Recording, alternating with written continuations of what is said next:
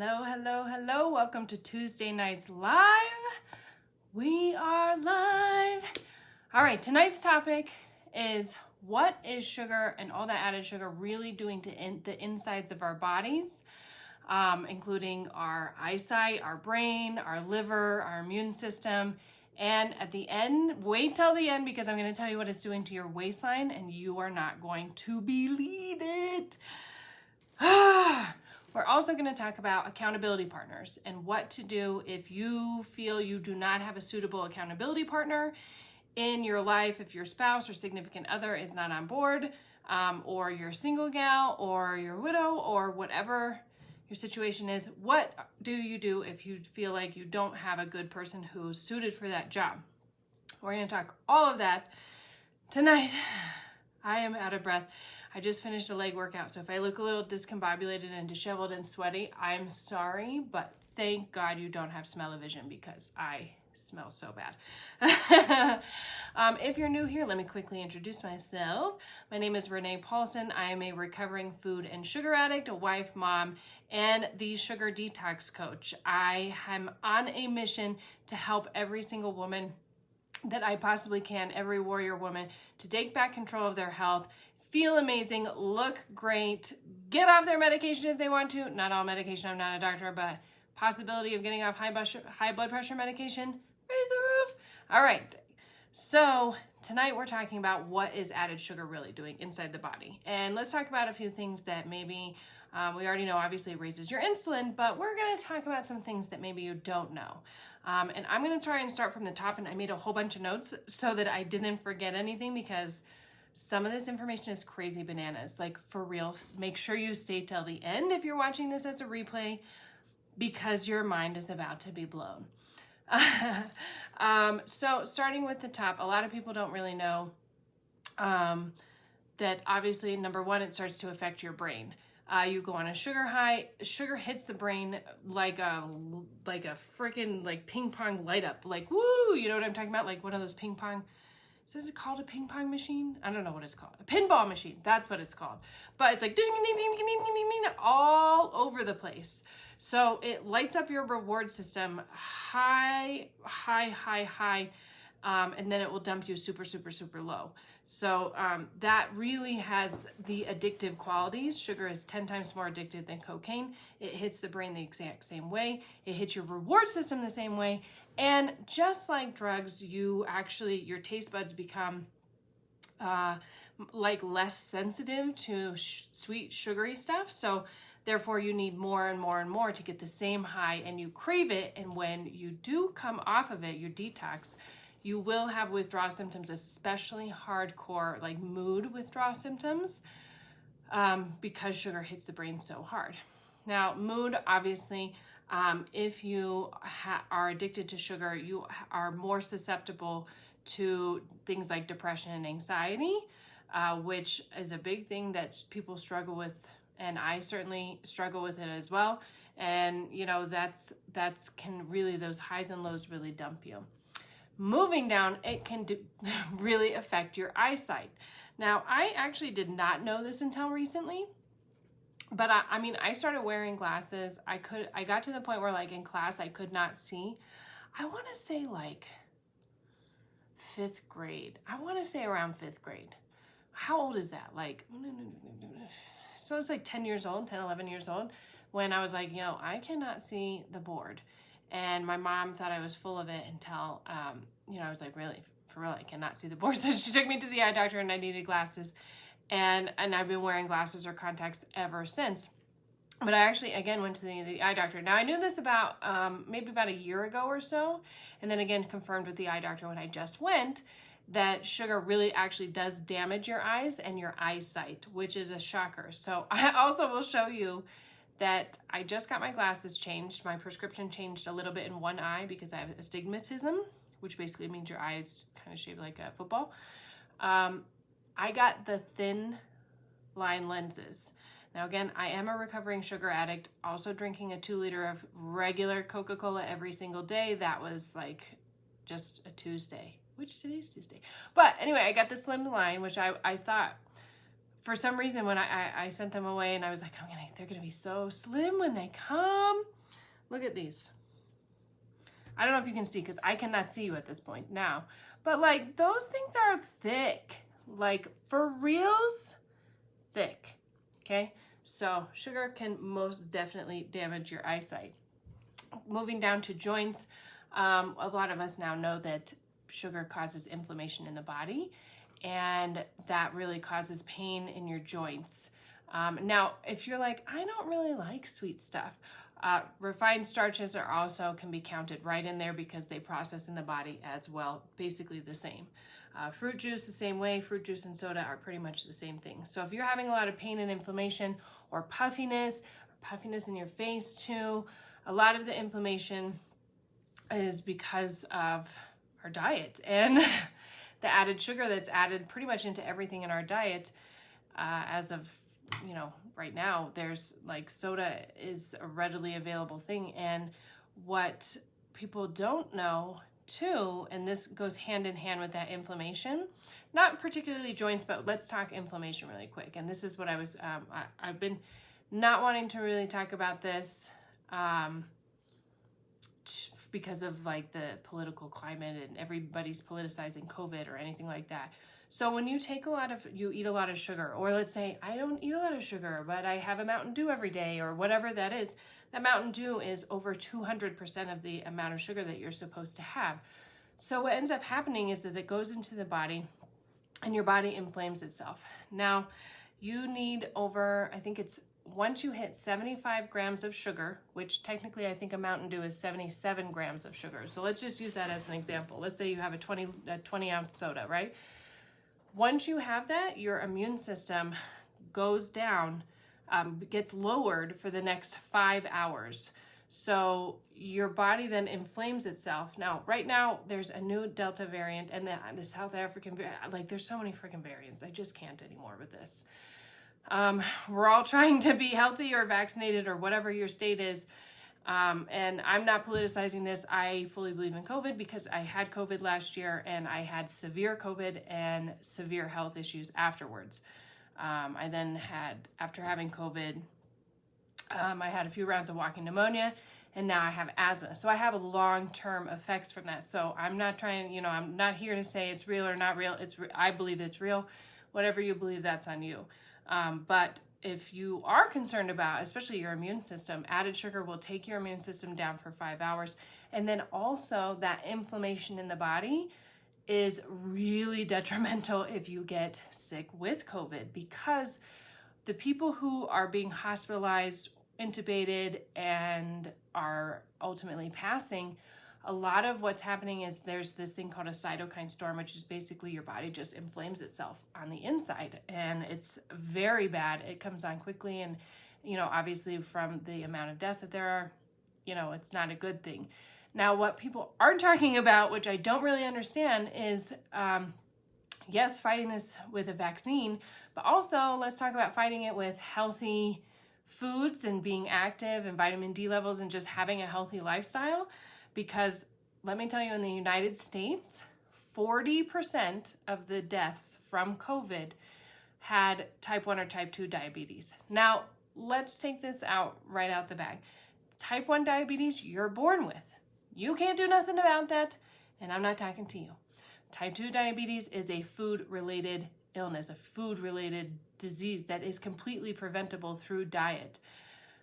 What some people don't know is that out of all the diabetics, usually, I think the statistic is about 6%. I'm going to double check that. And if I'm incorrect, I'm going to leave it in the comments. But I believe the statistic is about 6% of diabetics are type 1 diabetics. Everybody else is type 2 diabetics. And it's something that's completely preventable. And if you catch COVID, your risk of being hospitalized and dying goes up significantly. I read another statistic that about 73% of the people who are extremely sick, hospitalized, or passing are also overweight or classified as obese. And that's because of the high fat, high sugar, high salt diet that's causing so much inflammation in the body that once you get sick, it's like game over. It's really not a good situation. And so knowing that information, that it does, this is science, it takes your immune system down for 5 hours. And imagine, I went to a jiu-jitsu tournament over the weekend to go watch, and I see all these jiu-jitsu people who are in shape and they're healthy, right? They're classified as healthy and in shape, and everybody had a soda. And someone asked me the other day, well, what would be the alternative to a soda? And I'm like, water? Nothing? I can't give, well, yes, you could have a diet soda, but that's full of chemicals too. And it's full of just crap that is not good for your body, and it doesn't work well with it, which is why you have all these other issues. Skin issues, energy issues, depression issues, those types of things. So really watching what's going in and taking care of your body, especially right now. If you're going to be out in a crowd of people, I would think you want that immune system working like at top notch. Like, yeah, my body can fight. If you're one of those people, my body can fight off anything. You've got to also help your body. You can't be like doing that and chugging like, a 1 liter full of Mountain Dew and eating some curly fries. It doesn't work like that. And that's just being honest and being real. The other thing that I found out several years ago, obviously, that was really shocking too, is that when you consume sugar, or especially large amount of sugar, let's say a soda or something like that. No, soda's not a good example because that's high fructose corn syrup, which if you look at that and you like pour it out and it looks gross. I'm really thinking about doing a video about this, but that's neither here nor there. Let's think of, let's say if you have 2 donuts at work, right? Let's say you have 2 donuts and that sugar goes into your body and it spikes up everything. Well, what happens is those sugar crystals, if you ever look at sugar, it's a crystal which has sharp edges. And when those goes through your bloodstream, not only does it thicken your blood and make it thicker and more syrupy, I guess that's a word, but it also goes through the arteries and veins and creates little nicks in there if it scrapes the sides. And those little nicks then get patched up but then, that's when you get heart disease and you have that damage into the artery walls and the veins and things because the body's trying to constantly repair itself and thickening in those artery walls. So you're at higher risk of heart disease, stroke, high blood pressure, and I was going to name one, heart attacks. Heart attacks. That would be for sure one. But here is also the other kicker, that it really affects your waistline when you're trying to lose weight and you have that added sugar. Now, I also see people who they look like they eat healthy, right? Or they think it's healthy because really in school, nobody ever taught us this crap. So everybody's like, oh yeah, I'll get the low-fat Greek yogurt or, this or that. And there's added sugar in there. So what ends up actually happening is all that added sugar actually, what is it called? It inflames your fat cells and it causes them to actually release chemicals. Your fat cells, the sugar is causing your fat cells to inflame and release chemicals that actually make you gain weight. So you could be working your butt off, and if you're not paying attention to the added sugar that's in your food, if you're just grabbing quick stuff or you don't know. Like there was a huge amount of time in my life where I thought, well, I'm doing really good, I'm eating really healthy, but I didn't really know how to look at a nutrition label or really know what was going in and what all of that meant. And with sugar, because the daily value is different, normally they don't have to put that percentage on there, so you can have literally no idea.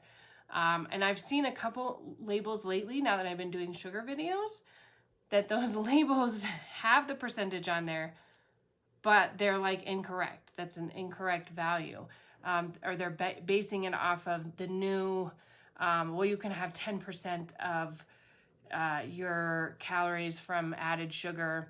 And so they upped it and it would be 12 teaspoons, but they just say 12 teaspoons for people.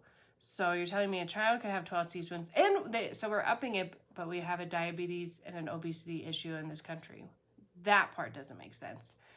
that part is definitely being, those strings are being pulled by the sugar industry. And if you think that the sugar industry doesn't have those types of people, you're very wrong. They absolutely do have those types of people that will go in and pay off to get the sugar level raised. Now, that's all the stuff that sugar is doing inside the body. But let's say you're like, oh, okay, I'm into this. I'm going to get healthy and I'm ready. And I need an accountability partner, because we were talking about accountability partners last week. And I got great questions about accountability partners, and especially like, what do you do if you don't have an accountability partner or you don't have someone who's suitable for that job? The best thing to do, honestly, is to then, if you're really serious about your health and you want to make an investment in yourself, is my suggestion would be to do some research and find a coach, an accountability coach or some type of coach, health coach that is going to help you. And now, if you're addicted to food and sugar, you also need to make sure that that coach is aware of those things, deals with those things regularly, because if you have a coach who has no idea what that is and you struggle with sugar addiction, I could tell you probably like 9 times out of 10, you're not going to vibe. They're not going to understand those thoughts that are coming out, or, the cravings or things like that. So that kind of really slims it down. I know a great coach. If you are really struggling to find that accountability partner, please reach out. I do free consultations where we can come up with a plan and figure out either how you can become accountable to yourself, or come up with a plan on how you can do coaching with me, or even come up with a plan on how you can research other coaches. I think researching the coach that you might possibly want to work with is super important. Either if you're researching me or you're researching somebody else, please do your research. Very important. That way you're not spinning your wheels, and this is your health. It needs to become a top priority, which, we always put it as a bottom priority, and we put it to the last until something happens, or we feel like all of a sudden we want to lose weight. But as women, really, for our families, we need to put our health as a top priority, because we're teaching our children how to take care of themselves, or what to expect, or all of those things. And I really struggled with that mom guilt for a long time, because my son, would struggle and scream for McDonald's and all of those things, and getting him to eat healthy was a battle. There was many nights where, he went to bed without dinner, or, things like that. But I had to teach him, like, this is how we have to take care of our bodies. And mommy wasn't taking care of her body before, and that's why I'm missing organs. So if you don't want to miss organs and you want your body to take care of you, then you have to help and take care of your body. So an accountability coach can really help you stay on track, make a plan, be that touch person that you check in with every day, that can help you through those tough times, when there's going to be times when you just want to quit, or you want to give up, or you want to be like, you know what, I want a vacation from eating healthy, or I just want to have this because I deserve it, or whatever myriad of excuses that we've all given ourselves. And for sure, I have given myself every single one of those. And, my journey really started with getting a great accountability partner, and make sure that I also held myself accountable. That seemed like a lot of information. I appreciate you sticking with me through all of that. I hope you learned something. I'd love to know what was the thing that blew your mind on what sugar does inside the body. So leave me a comment. And if you are not part of the private Facebook group, I'm going to link that group in the comments as well. It's the Warrior Women for Health and Weight Loss. I do private exclusive lives every Thursday night in there. And this Thursday night, we're going to break down accountability partner plans. Let's say you've got your accountability partner and you guys are ready, you're gung-ho, but we are kind of stuck on that plan. Like, how do you really get started? What is the nitty-gritty of making that plan? I am going to break it down step by step on that live Thursday night. So I hope that you come over. If you're not a part of the group, come join the group. Click the bell so your notifications are on, so you can come jump on live. You can say what's up. You can ask any questions you want. I'm an open book. So I am excited to go through that plan, because having an accountability partner is really what will drive you to success. Now the statistics, I love statistics, and it's because you just can't argue statistics. The statistics of once you get an accountability partner, the percentage of reaching your goal goes up to 65%. Excuse me. But if you have an accountability partner and you have regular meetings with that accountability partner and you have a plan and you have everything laid out, your percentage goes up to 95% of reaching your goals. 95%. Now, that other 5% is you. That's the little sprinkle on top that you have to decide that you're going to step into that warrior and be the warrior woman that you were born to be, and take control of your health and take control of your life and how you feel. And, I was talking to clients today and I was like, how do you want to feel when let's take away the number on the scale, because that's a number on the scale and it doesn't define you. That doesn't mean you're good. It doesn't mean you're bad. It doesn't mean you're worthy or you're worthless. That's a number on a scale. And for women, we tie our worth into that number so hard. But what I want you to focus on in that weight loss journey is how you want to feel. How do you want to feel? Do you want to feel like you could go play with your kids or get down on the floor with them and you feel like you have energy? Do you want to feel like you don't have that midday slump, that you have the energy to come home and hang out with your family and get a workout in and, cook dinner and all of those things that we have to, all those responsibilities, do the laundry, find everybody's frickin' shoes and blah, blah, blah, blah, blah, blah. All the things that we do as moms. How do you want to feel when you're doing that? That's the focus. How do you want to feel? And then if you struggle with that food and sugar addiction, really getting someone, a coach to help you heal that relationship with food is going to be really key. And I don't say that just because I'm a coach. I'm telling you from my heart, whether it's my coaching or it's somebody else's, you've got to find that help that really keeps you on track. Otherwise, you end up in the ring of fire, the cycle of lose weight, binge, or, eat whatever and not step on the scale for a while and then gain all that weight back.